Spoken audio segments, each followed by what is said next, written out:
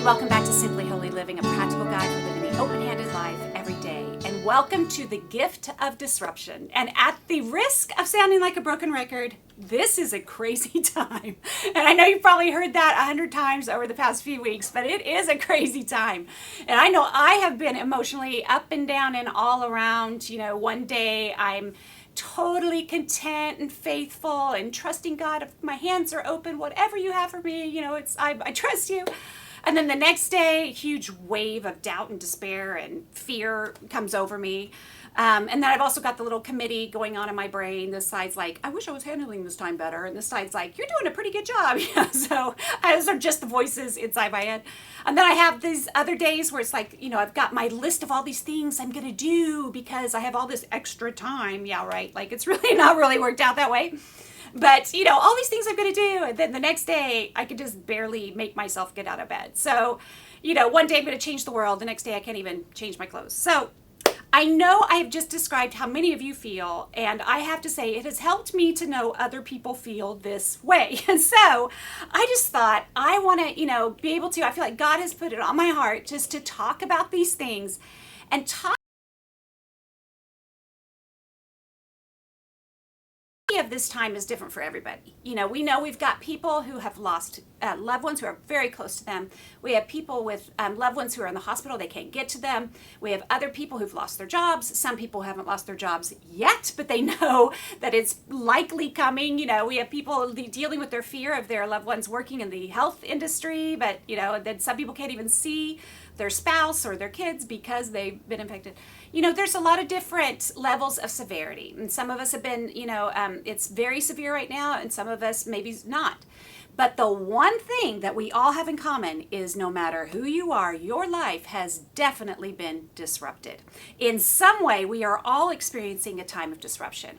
And it made me just think, okay, let me go back to the Bible and think about how God has caused disruption throughout the years, throughout the centuries, and how God's people have come to it. And of course, the first thing that comes to mind, as I'm sure it does to you, that the first disruption in the church really was after the stoning of Stephen, where it says that a great persecution, was started against the church. It broke out against the church. And so they were all scattered. All the disciples had to scatter all over the countryside and all to new areas, except for the apostles. So, you think about that time and how scary it must have been. This was a terrible thing that was happening to them. They weren't able to get jobs. I mean, they were think about a wife and her husband is hauled off to prison, or her children are taken away from her, or they're denied food or jobs or whatever. They're, being blamed for things they haven't even ever done. And of course, it escalates to where they're finally being fed to the lions and blamed for all this stuff. That's a very terrible thing. But there's other times, and I think about this virus as kind of a terrible thing, a bad thing that's happened. But there are other times where God disrupts our plans even for a good thing. A lesser known passage is over in Acts 16, if you want to turn over there. Acts 16:6, it says, "Next Paul and Silas traveled through the area of Phrygia and Galatia because the Holy Spirit had prevented them from preaching the word in the province of Asia at that time. Then coming to the borders of Mysia, they headed north for the province of Bithynia. But again, the Spirit of Jesus did not allow them to go there. So instead, they went through Mysia to the seaport of Troas. That night, Paul had a vision. A man from Macedonia in northern Greece was standing there, pleading with him, 'Come over to Macedonia and help us.' So we decided to leave for Macedonia at once, having concluded that God was calling us to preach the good news there." And here we have a disruption where the disciples are actually on their way to do something good. And I know that this is very much how a lot of us feel because, at the beginning of the year, we're making all these plans, which is normal to do at the beginning of the year, where you're planning all this good stuff. We want to have these community groups. We want to have this marriage retreat. We want to have this, festival. We want to have this and that and this thing to reach out. All these plans, they're all for good. But God disrupted those plans, much like here, because he did not want them preaching in this way. He wanted them preaching in this way at that time, is what it says. If you read on, the churches of Asia did get started, but at that time, the Holy Spirit was directing them elsewhere. And then an even lesser known passage is over in Acts 27. Now, this is a time in Paul's life where he was headed back to Rome. He knew it was really his final days. He was going back to Rome to die, but he was going to first be able to preach to them there. And so they were sailing, and the Roman officials were there taking him back. And they were traveling on their way.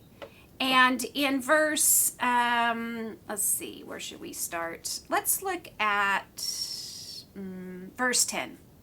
Oh, they had been traveling a little while.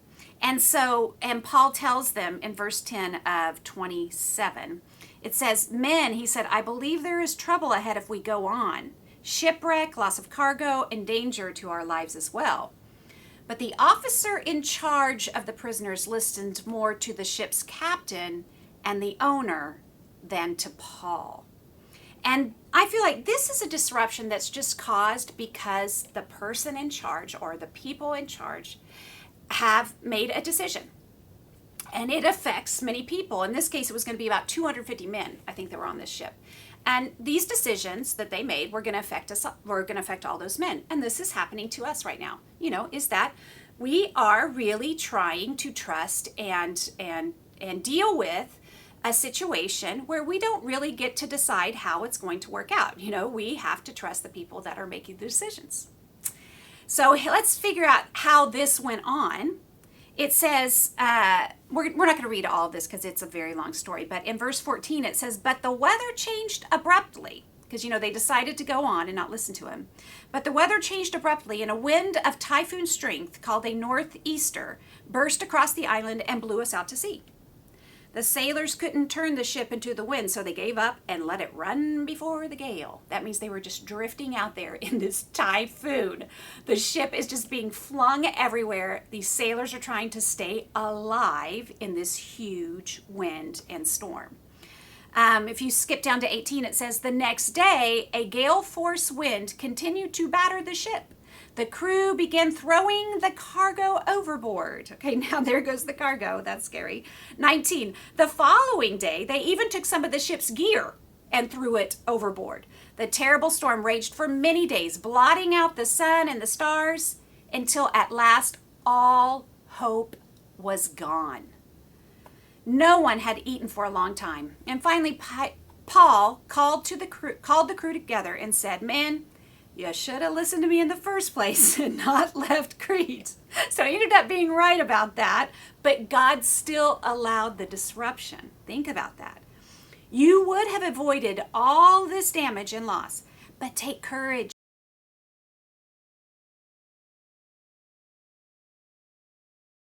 To whom I belong, the angel of the God to whom I belong and whom I serve stood beside me and said, "Don't be afraid, Paul. You will surely stand trial before Caesar. What's more, God in his goodness has granted safety to everyone sailing with you. So take courage, for I believe God. It will be just as he said. But we will be shipwrecked on an island. About midnight on the 14th night of the storm, as we were being driven across the Sea of Adria, the sailors sensed that land was near. They dropped a weighted line and found that the water was 120 feet deep. But a little later, they measured again and found it was only 90 feet deep. At this rate, they were afraid they would soon be driven against the rocks along the shore. So they threw out 4 anchors from the back of the ship and prayed for daylight. Then the sailors tried to abandon the ship. They lowered the lifeboat as though they were going to put down anchors from the front of the ship. I just thought that was funny, so I'm reading it. But Paul said to the commanding officer and the soldiers, "You all die unless the sailors stay aboard." So the soldiers cut the ropes to the lifeboat and let it drift away. Just as day was dawning, Paul urged everyone to eat. "You have been so worried that you haven't touched food for 2 weeks," he said. "Please eat something now for your own good, for not a hair on your heads will perish." Then he took some bread, gave thanks to God before them all, and broke off a piece and ate it. Then everyone was encouraged and began to eat. All 276 of us who were on board. After eating, the crew lightened the ship further by throwing the cargo of wheat overboard. I just think that this is such an amazing story because, here it is that, Paul warns them this is going to happen and they don't listen and they do their own thing. And he goes through this really hard time and it was a disruption. But in the end, what happens? In the end, it is Paul that is encouraging everyone. It's Paul that's giving encouragement to these people that, yeah, they made a wrong decision. They were wrong. But it was Paul they were coming back to because they could see this guy knows God. This guy knows what he's talking about. And it put him in the position of being very influential. All eyes were on him. And I think I just want us to remember this point. In every one of these disruptions, in hindsight, we know that God worked it all out for the good. Obviously, during the persecution, that was a terrible thing. And in the end, though, the gospel was spread all over. Now, that's not something that you're going to say to a poor crying wife in the moment of, losing her husband. You're like, God's going to use this for the good. It's not always comforting in the moment. But in hindsight, we do know that God takes that circumstance that even started off with bad and he made it into something good. We know that with the second scenario where God completely changes their plans weren't accomplished at that time, but this whole area got to know God because of it. And in this situation, we see that when it got crazy, these people hadn't eaten in 2 weeks.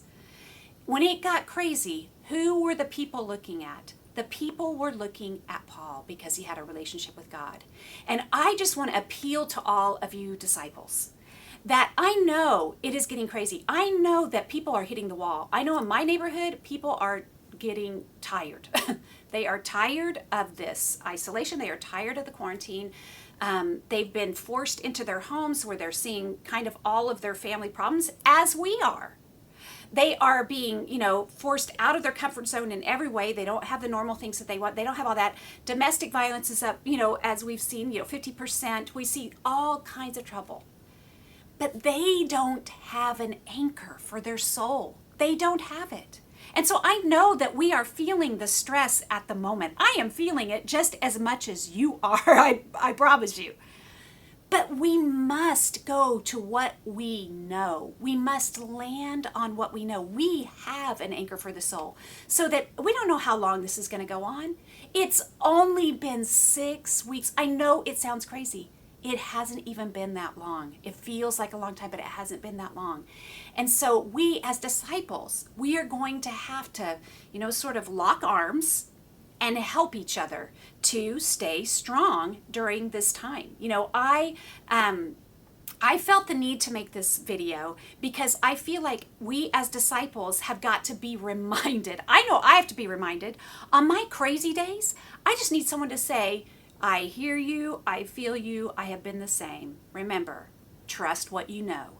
Do what you know. And that's what I want to, this is really, really the first lesson, is we need to embrace this time.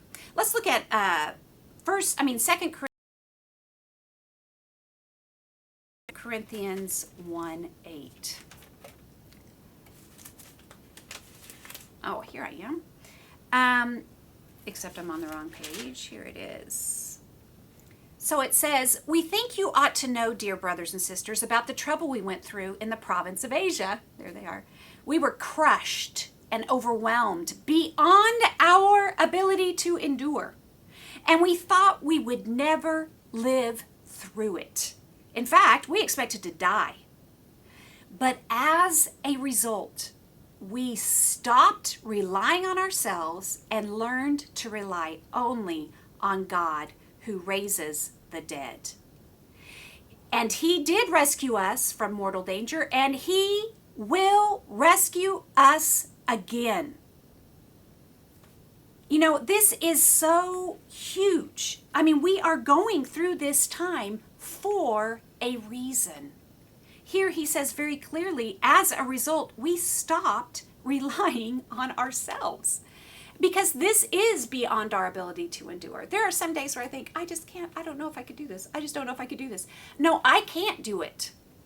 only God can do it through me. And thank God for this time where I can learn how to stop relying on myself. I've always needed to stop relying on myself. It's just that times like this make it so obvious, right? We need to stop fighting this time and learn the lessons of the time.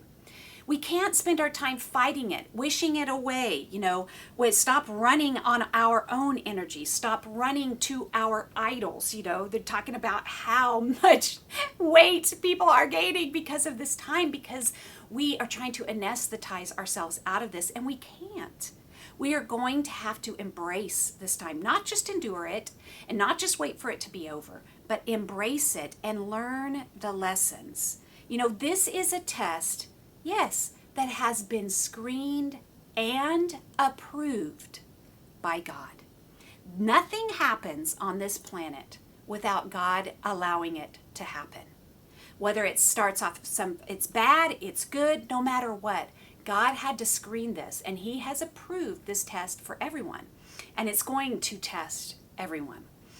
And that's what we're going to talk about next time, is what kind of test this is specifically for you. But I think our first step for this week, really, lesson number 1 is embrace the disruption. Quit trying to think it away, pray it away, anesthetize it away, whatever it is, embrace it. What are the good things that are going to come from this? What are the gifts? Because there are many. We have to open our eyes to what those gifts are going to be, and we will not be able to see them unless we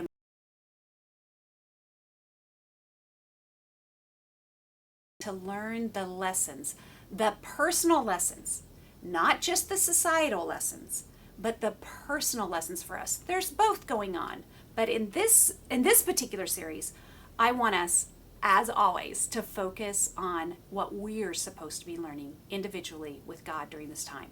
So I hope you can spend some time over the next, few days, because I don't know how many of these videos I'll be able to make. I never know what my schedule is going to be, but until next time, I want you to practice embracing this, saying thank you. I even go, when things are different, I go, that's right. There's a lesson in there. There's something to learn from this. Whenever God changes something, there's always a lesson to learn in there. And I hope this helps you. Until next time.